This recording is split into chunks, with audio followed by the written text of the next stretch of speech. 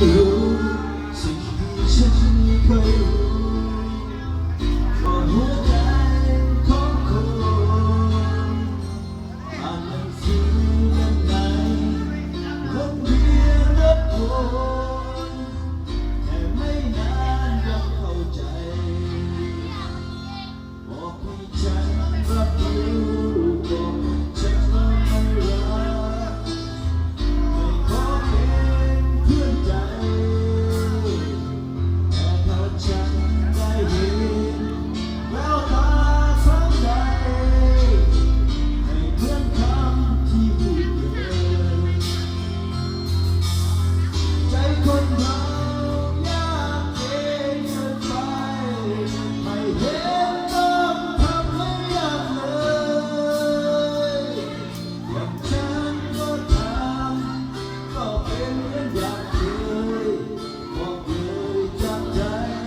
ว่ารักเธอหากเธอแค่อยู่ไหนแต่ว่าฉันก็รับไปด้วยหัวใจที่รอใจจะหวังสักครั้งคำเดียวก็พออยากได้ยินว่ารักเธอ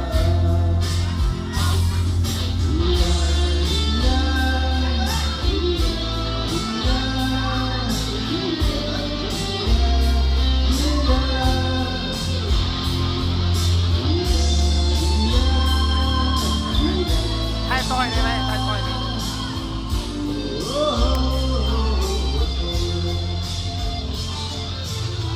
ใจคนเรา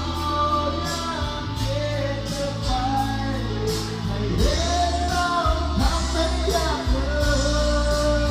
ยอย่างฉันก็ทำก็เป็นเหมือนอย่างเคยบอกเคยจากใจว่ารักเธอหากเธอแค่รู้ไหมแต่ว่าฉันก็รับไปหัวใจที่รอได้แต่หวังสักคราคำเดียวก็พออยากได้ยินว่ารักเธอดีนะดีนะดีนะดีนะอยากได้ยินว่ารักเธอ สกอร์ตบมือดังๆเลยเนาะกับไอเฮาจากตัวระเบิด11เนาะ